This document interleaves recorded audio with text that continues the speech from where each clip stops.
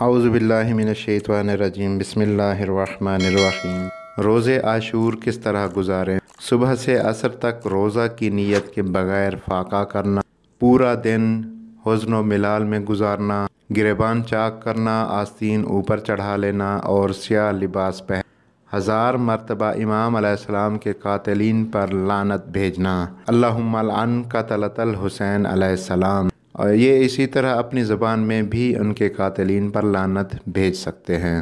پھر ہے زیارت عاشورہ پڑھنا، ایک دوسرے کو پرسہ دینا، اعمال عاشورہ انجام دینا۔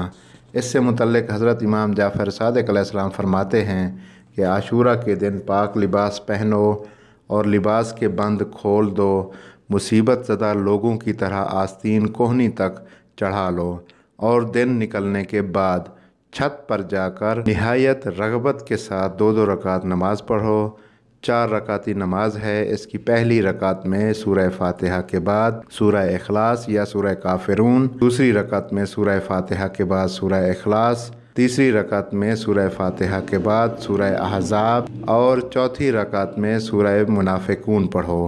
اگر یہ صورتیں یاد نہ ہوں تو کوئی بھی صورت پڑھ لینا کافی ہے۔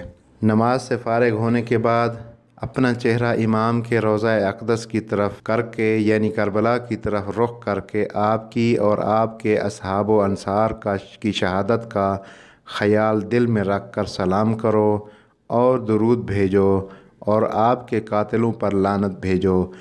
ہر لعنت کے بدلے 1000 نیکیاں درج ہوں گی اور 1000 گناہ معاف ہوں گے اور جنت میں 1000 درجات بلند ہوں گے۔ اس کے بعد چند قدم آگے بڑھو اور ساتھ ساتھ یہ ذکر پڑھتے رہو، انا للہ و انا الیہ راجعون، رضا بقضائہ و تسلیما لامرہ۔ اسی طرح یہ عمل 7 مرتبہ دہرانا ہے۔ اس کے بعد گریہ کرتے ہوئے اپنی جگہ واپس آ کر اس طرح پڑھو۔ یہ ذکر کچھ طولانی ہے، آپ اسکرین پر دیکھ سکتے ہیں۔ اور اسی طرح اس کے بعد ہاتھ اٹھا کر دشمن آل محمد کا قصد کر کے یہ پڑھا جائے۔ یہ ذکر بھی آپ اسکرین پر دیکھ سکتے ہیں اور اس کو پڑھ سکتے ہیں۔ اس کے بعد سجدہ میں جا کر اپنا دایاں رخسار خاک پر رکھے اور اس طرح پڑھے۔ اس کے بعد آسمان کی طرف سر اٹھا کر یہ پڑھا جائے۔